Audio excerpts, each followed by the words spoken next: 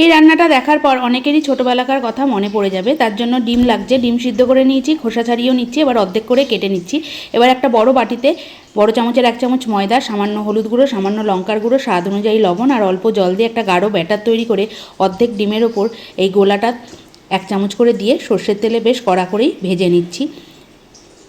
ডিমগুলো সর্ষের তেলেই ভেজে নেব, আর রান্নাটাও সর্ষের তেলেই করব। তোমরা চাইলে সাদা তেলেও করতে পারো। ডিমগুলো ভাজা হয়ে গেছে, এর মধ্যে মিডিয়াম সাইজের 2টো পেঁয়াজ বাটা দিয়ে দিলাম। পেঁয়াজ বাটাটা 2 থেকে 3 মিনিট ভাজার পর তেজপাতা আর বড় করে কেটে রাখা আলুগুলো দিয়ে বেশ খানিকক্ষণ ভেজে একটা টমেটো কুচি, স্বাদ অনুযায়ী লবণ, তারপরে দিয়ে দিলাম আদা রসুন বাটা, 1 চামচ হলুদ গুঁড়ো, স্বাদ অনুযায়ী লঙ্কার গুঁড়ো, সামান্য জল দিয়ে বেশ খানিকক্ষণ মতো গ্যাস সিম করে কষিয়ে নিলাম। মশলা ভালো করে কষানো হয়ে গেছে, এবার পরিমাণ অনুযায়ী জল দিয়ে ঝোলটা যখন ফুটতে শুরু করে দিয়েছে, ঢাকনা দিয়ে ঢেকে 5 থেকে 7 মিনিট মতো রান্না করলাম। আলু সিদ্ধ হয়ে গেছে, তারপর ডিমগুলো দিয়ে 2 থেকে 3 মিনিট মিডিয়াম আঁচে ফুটিয়ে নামানোর আগে গরম মশলার গুঁড়ো দিয়ে নামিয়ে নিলাম।